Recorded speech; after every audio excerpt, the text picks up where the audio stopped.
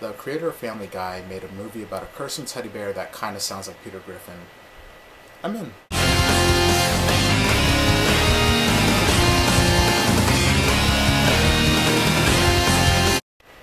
So when Mark Wahlberg was a little kid, he got a stuffed bear and wished that the bear would come alive and talk to him.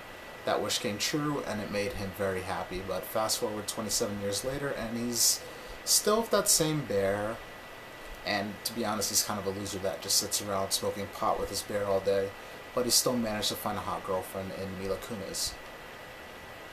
Now that actually might sound like a fun situation to some people, but while Mila Kunis is happy with Marky Mark, she does want him to focus more on their relationship and for him to better himself, while Ted just wants him to sit around and do dumb stuff. Ted would be the bear, of course.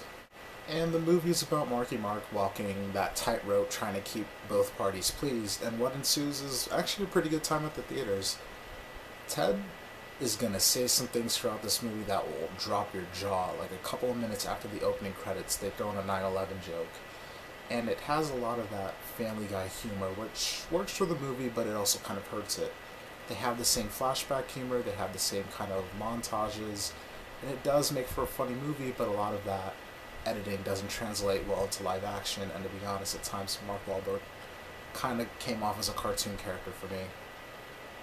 So I have to say I like Ted. It was kind of a mixed bag for me. Even enough of the jokes hit for me to at least chuckle, whereas my theater was roaring the entire time. Especially the kids that snuck in to see it, but thankfully they were never obnoxious.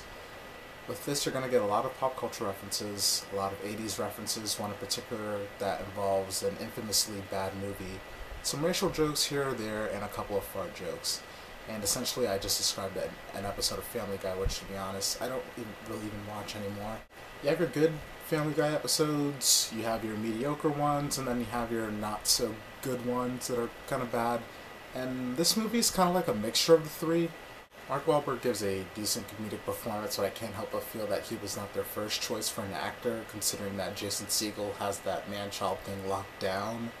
Mila Kunis is pretty likable in this. She's not a naggy girlfriend. You can totally see where she's coming from the whole time, and she is still likable.